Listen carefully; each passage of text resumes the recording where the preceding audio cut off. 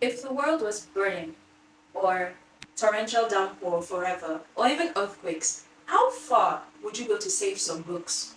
Hi, and welcome back to my channel. My name is Charisma, and this is Charisma Reads a Lot, where I discuss bookish vlogs, what if the world was ending, and everything books. So today's video came from an idea from Jack, whose channel I'll link below in the description, and he was like, if his house was on fire, which books would he save? So I decided to do a spin-off on it.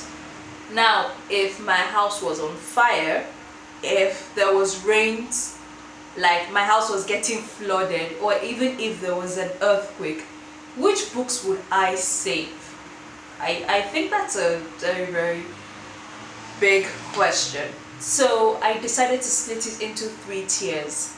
Now, tier 3 is if my house was on fire, if my house was getting flooded, and if there was an earthquake, I would run back into my room to save these books.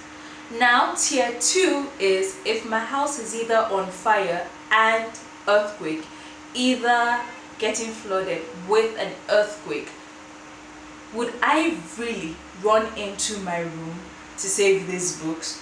Probably. Now, tier 1 is if in the case that one of these natural disasters is happening, would I prioritize saving these books over my life? I really don't know, so I guess we'll be finding out in this video. So sit back, grab a cup, grab your friendly animal mascot, and let's get into the video. So we're starting off tier 3 strong. I would be saving The Flat Share by Beth O'Leary. Now, the basis for tier 3 is that I wouldn't mind rereading these books over and over again. Now, if my house does catch on fire, gets flooded, and there's an earthquake and it all destroys, these will literally be the only books I have left. So definitely I would be rereading these books over and over and over again. But I wouldn't mind because I enjoyed these books. So the chance to reread them over and over again, definitely. Why would I mind? So The Flat Share, I absolutely loved this book. There were some irritating parts, but in spite of it all, I absolutely enjoyed this book. So I definitely would be saving it the first chance I get. Then we move on to the reason I am so in love with Black fantasy right now. Tomi Adeyemi's Children of Blood and Bone. This book was absolutely divine. Like, I'm saying this book was epic. It was the bomb. Huh? There were some parts that, she got some Yoruba mythology facts, like, wrong, and it does read like the Avatar, Last Airbender fan fiction with the characters. But in spite of it all, this book was amazing. I really enjoyed this book. But I do have to ask Toyin Adeyemi, when is the third book coming out? Like, we haven't heard anything from her since like last year, so I really do hope the third book is coming out because I have the second book and I don't want to read it if the third book is not out. Like, that's the reason why I don't really read trilogies or series. If another book isn't already out, I don't read the book preceding the next book. But that's not why we're here. So yeah, Tomi Adeyemi's Children of Blood and Bone. Everybody should definitely read it. I really stamp of approval. Man.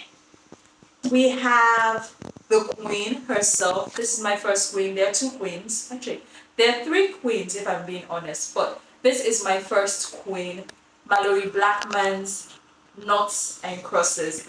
This is set in an alternate universe whereby the black people were the ones that colonized the whites. And what happens if the girl falls in love with the guy, and there are racial themes, there are themes of oppression and everything, and it was eye-opening for 30-year-old Charisma. It was very eye-opening, and I really, really did enjoy reading this book. I absolutely adore it, and I enjoyed it to the point I had to get the other covers. Like, these were not the original covers I got in 2013. I had to go and get the other covers. That's how much I love it. Joa Guffin's Excuse Me While I Ugly Cry is an absolutely divine story. It's a love story, two black kids.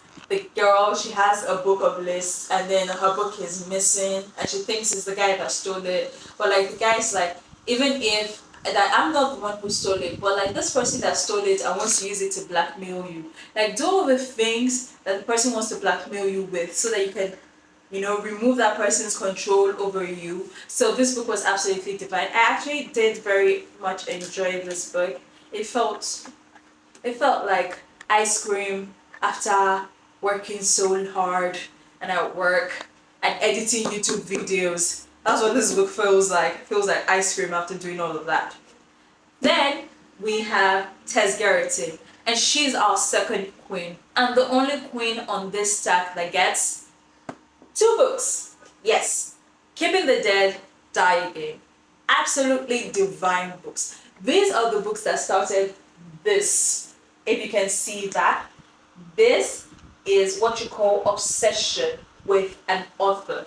I had to go look for the other books that she had written just because I absolutely fell in love with her writing style in these 2 books. I do have to say that if you don't want to be reading some, medical terms and things like that, maybe not. But like I do recommend this book to a lot of people. That's just it. I absolutely adore her. And the last queen, like every person on this tier 3 is a queen, but these are the queens that stood out the most to me. We have Before I Let Go by Kennedy Ryan. Kennedy Ryan can write no wrong. No wrong. This book is absolutely bomb. It's absolutely divine. It is like everything you wish for and more. The therapy speak in this, the grief, the coming back, the loving each other again, even after a divorce. Like, honestly, this book should be like in every school's list. Every student must read a book like this. I absolutely enjoy it. And the last, but definitely not the least book in tier 3, we have Honey and Spice by Bolu Babalola. I do have one disclaimer. If a Nigerian person should burn plantain because they were thinking of you, marry them. That is true love speak, according to me. Because why will Malachi, this guy, burn plantain because he was thinking of Kikiola if he doesn't love her? Like, really, you should know that. This book is absolutely divine. It's a new adult contemporary romance about this Kikiola girl who runs this radio show in her school, and like there's this other dude who's a, for the safety of this channel, I will not say what name he is, but he is a name, and we absolutely don't like him. But we do like Malachi, and we do like Kikiola, so yeah, that's all for tier 3. Tier 2 starts off strong with this stack of books. Anyways, tier 2 is if 2 natural disasters were happening in my house, these are the books I'll run to my room to save. Now, some of these books, and I mean like, except from these 3, I've not read them. But like, I would love the chance to read them. I definitely don't want to miss the chance to read them. So that's why I would run into my house to save them. But these 3 books, they're books that, rereading them, yeah, I would enjoy that. But I wouldn't want to reread them like I reread tier 3 books. But anyways, let's get to the books. We have Nearly All the Men in Lagos Are Mad. And as a Lagosian, a born and bred Nigerian babe, I have to say that this statement is a very true statement. Very, very true statement. Nearly All the Men in Lagos Are Mad.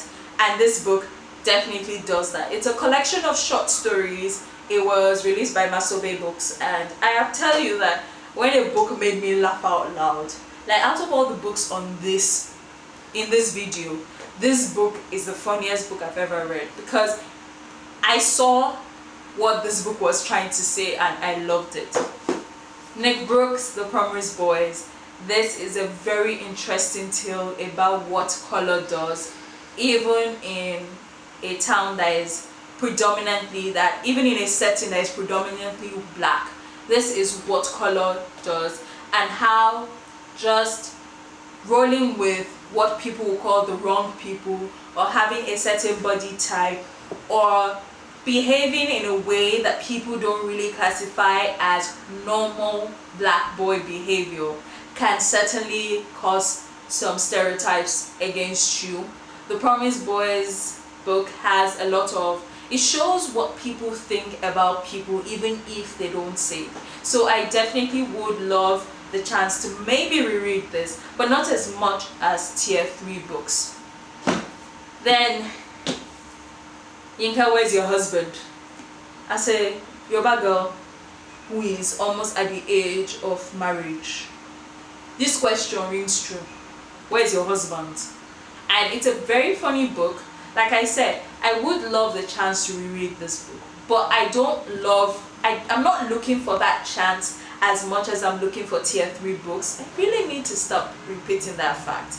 Anyways, this book was very nice. I did laugh a bit, especially at the Nigerian things and everything. This ending was a bit far-fetched for me in particular, but I still gave this book a 5 stars. It's a comfort read. Now, the rest of the books in this tier 2, I have not read them at all, but I would enjoy the chance to read them. We have The Gilded Ones. I solely bought it because it was green edges, so definitely I would love the chance to read this. Legend Born. There is no one who is anyone who is nobody that does not know this series. And unfortunately, despite having this book since like the beginning of this year, I have not read this or the next book. And like, it's not because I don't want to read it, it's just that I have not found the chance in my head to want to read this. But I definitely would be saving this book because I do want to read it, and I don't want to buy a new one. Then Blood Poison. I mean, look at this book. Who wouldn't get this book because of this cover? That was why I bought it anyways. But who wouldn't buy this book because of this cover? This cover is absolutely divine. Like, do you see it? It's divine, isn't it? It's actually divine. So I definitely would be reading this book. Maybe I might even read it next month. Would like to read a book review of this book? Would like to watch that? I definitely would. If you guys can comment that you would like to watch a book review of this book, I definitely will be reading it next month. I know what I saw. I know what I saw. The title, it's not even the cover. It's not how thick this book is. It's the title for me. It rings true. Like, I know what I heard, I know what I saw, I know what I felt. Ooh, that actually sounds like a series, a trilogy kind of title stuff. So this book, definitely, I want to read it. Invincible Girl by Lisa Joel, I've not read. Hold on, which other books is she? The Night She Disappeared. Yes, I've read a book by her. The Night She Disappeared. Oh well. The Night She Disappeared, I read it, and I definitely would want to read this book, so yes. Then we have our two biggest. One Step Too Far by Lisa Gardner, and we have Apples Never Fall. Look at this cover. Doesn't it look pretty? Like, look at it. Doesn't it look pretty? I'm a cover girl. That's it. I like covers. So yes. This one. This looks scary. So I bought it. It looks very, very scary. So I bought it. And, well, this is a very nice, edge. But anyways, yes, these are the books for tier 2. And yes, I should get to reading these books instead of rereading the books I've already read. But, hey, I'm a good reader, so we'll try our hardest. Anyways, on to tier 1. Are short and straight to the point. So just one sentence for each book. What in the blimey hell is this? More than one sentence. There is no plot in this book everything that you think is happening is not happening. So I definitely don't want the chance to reread this. Definitely wish I'd never read it. Don't know why I still bought it. Ace of Spades, very nice book. Very, very nice. Do I want to reread it? Not really. But it was a nice book. Definitely nicer than The Wives. Skin of the Sea. I like that they had a mermaid. So, yeah. That's all I'll be saying for this. Love Radio. This felt more like a friend's book than a romance. I liked the topics it covered, but I didn't see the romance. I, in fact, hate the player. So, another one. This is almost as annoying as The Wives, but doesn't quite hit the notes for me. All in all, I am grateful for the chance of reading this book because it was what started my my entrance into book talk and now booktube again. So I am grateful for the book. That's what I can say. Okay, so I have done all the books that I would save in the case of 3 natural disasters, 2 natural disasters, and 1 natural disaster. And I just want to point this out. This is just a joke. I would save all these books if I do have the chance. But mostly I would save myself because then I would be able to buy replacements. But if I don't save myself, then I can't buy replacements and buy more books. So I would be saving myself. But these are all jokes and my opinion, my personal opinion. But if you get the chance to like save some books in the case of a natural disaster, which books would you save and what do you think about this video? And I just want to say thank you for liking this video and watching to the end. If you would like to support the channel, please subscribe, like this video, comment and share. At the time of making this video, I have 9 subscribers and I am grateful for each and every one of you. You guys have made my entrance into booktube very, loving and full of, actually I'm just very grateful. So see you guys next video. Bye bye.